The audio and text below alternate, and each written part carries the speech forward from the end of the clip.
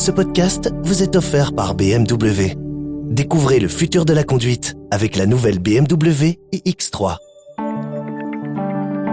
Soyez les bienvenus dans ce Trends des marchés. Je suis avec Nicolas Deltour et nous allons parler de certains indices qui surperforment depuis le début de l'année. Ils font mieux que le Nasdaq. On verra qui et on verra pourquoi.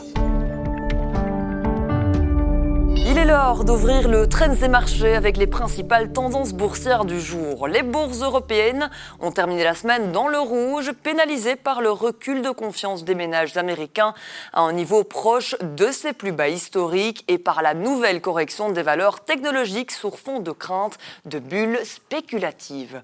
Sur Euronext Bruxelles, Solvay a nettement rebondi, mettant fin à 2 semaines de baisse quasiment ininterrompue. Econocom s'est également illustré ce vendredi. À l'opposé, GBL a été sanctionné après des trimestriels décevants. La holding a vu sa valeur par action fondre de 7,5% sur un an. Les chiffres de Proximus sont aussi reçus en accueil glacial des marchés en raison de la nette détérioration des résultats de ses activités internationales. Et pour aller plus loin dans l'actualité boursière, Nicolas Deltour est avec moi en studio. Bonsoir Nicolas. Bonsoir Marion. Alors on a beaucoup parlé d'IA qui commence à perdre un petit peu son souffle au niveau des indices et du Nasdaq. Et pourtant il y a d'autres indices qui ont dépassé le Nasdaq. Lesquels sont-elles ? Alors, c'est vrai que ces indices, on les oublierait presque avec la performance extraordinaire du Nasdaq depuis le début de l'année.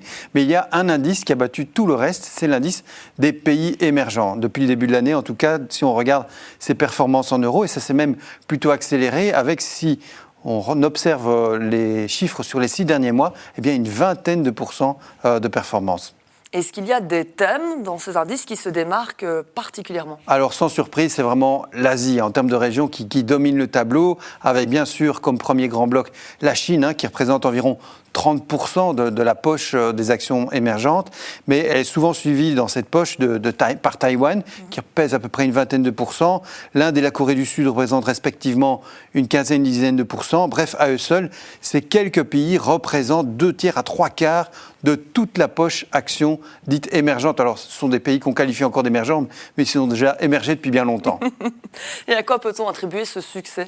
Alors, avant même de regarder les fondamentaux liés à l'économie réelle et à l'efficacité de ces pays, ce sont les flux qu'il faut regarder, puisque les pays émergents sont des marchés dits de flux, c'est-à-dire que les entrées et les sorties des grands investisseurs y influencent beaucoup plus les prix que dans d'autres régions du monde, comme les États-Unis ou l'Europe, et ils se retrouvent d'ailleurs comme parmi les moins bons performeurs sur les 10 dernières années. Par contre, si vous regardez ce qui se passe ces derniers mois, on voit bien qu'ils retrouvent la faveur des investisseurs. Il faut dire que toute une série d'acteurs, pour des raisons entre autres géopolitiques, redéploient aussi leur portefeuille en dehors des États-Unis en ce moment.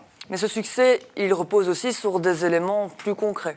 Ah, bien entendu. Bon, alors même ici, la technologie fait ses effets, puisque la production des semi-conducteurs, elle doit bien s'opérer quelque part, et qu'on sait très bien qu'elle est moins chère dans les pays asiatiques, et que Taïwan, notamment, est la superpuissance en termes de production des puces. Or, la demande de puces explose.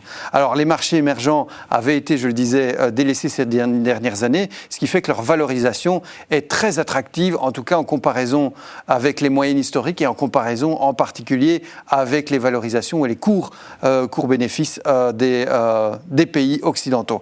Alors, ces solides performances économiques, elles s'appuient notamment sur une croissance qui est plus forte, une inflation en baisse ou sous contrôle, plus ou moins par rapport à ce qu'on a pu connaître, et puis un endettement inférieur, ou en tout cas géré différemment de ce qu'on connaît aux États-Unis et en Europe, ce qui fait tout l'attrait de ces pays aujourd'hui. Et là, on a aussi beaucoup parlé de la forte baisse du dollar depuis le début de l'année. Est-ce que cet indice, est-ce que ces économies, finalement, elles tirent profit de cette baisse du dollar ? Alors exactement, un dollar faible, et c'est le cas sur le premier semestre, on a vu cette chute, c'est bon pour les économies dites transformatrices ou économies plus industrielles, comme c'est le cas en Asie du Sud-Est, parce que les matières premières en général libellées en dollars coûtent moins cher, l'énergie coûte moins cher par effet de domino, et donc pour des pays dits très industrialisés comme ces pays-là, c'est bon. Et quelles expositions vous observez dans les PTF ? Les portefeuilles, dans les portefeuilles, alors c'est très volatile, les pays émergents, donc souvent on observera maximum une dizaine de pourcents, une douzaine de pourcents, et à nouveau, en Asie comme ailleurs, on diversifie, on n'oublie pas de diversifier. Pourquoi ? Eh bien parce que les foudres de la Maison-Blanche peuvent toujours s'abattre avec un tarif douanier dont on connaît très bien les dégâts potentiels aujourd'hui. Merci beaucoup Nicolas Deltour pour votre analyse de ces marchés. Merci à vous.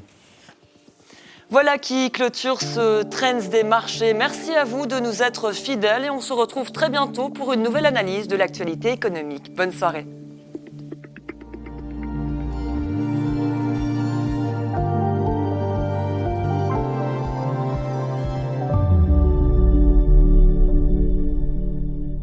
Ce podcast vous est offert par BMW. Découvrez le futur de la conduite avec la nouvelle BMW iX3.